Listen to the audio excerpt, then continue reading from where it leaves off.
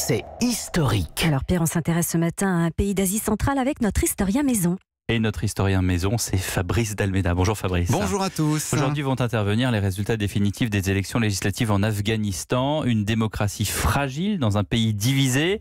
Et puisqu'on ne connaît pas ce pays, ça n'a pas toujours été le cas dans l'histoire. Non, l'Afghanistan a eu son heure de gloire et son empire.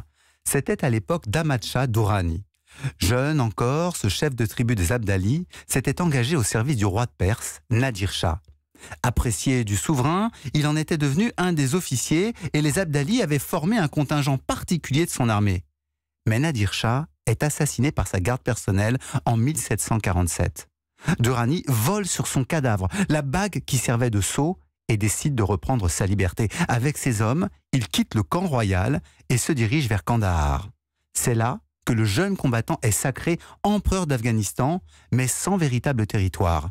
Commencent alors ses conquêtes. Mais comment est-ce qu'il a fait pour unifier tous les Afghans ? Il a utilisé une méthode apprise chez les Perses. Composer une troupe d'élite très bien traitée, appartenant aux différents groupes ethniques du pays. Ainsi, il pouvait toujours s'appuyer sur un clan et en retour, ses fidèles recevaient un important butin à redistribuer auprès de leurs proches.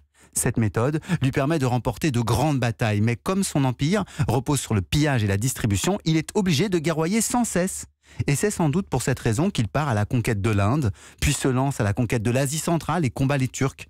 Ses victoires sont éclatantes, mais ne stabilisent jamais vraiment son empire. Ça n'en fait pas moins le père de la nation afghane. Un de ses poèmes, en langue pachtoune, disait l'amour de son pays. « J'oublie le trône de Delhi quand je me souviens des sommets magnifiques des montagnes du pays pachtoun. » Et son histoire, elle se termine comment ? Malade, il revient à Kandahar, là où tout avait commencé, et il meurt. Son fils construit un mausolée en son honneur sur lequel se trouve l'année de sa mort dans le calendrier musulman. C'était l'an 1166 de l'Hégire, soit 1772 de l'ère chrétienne.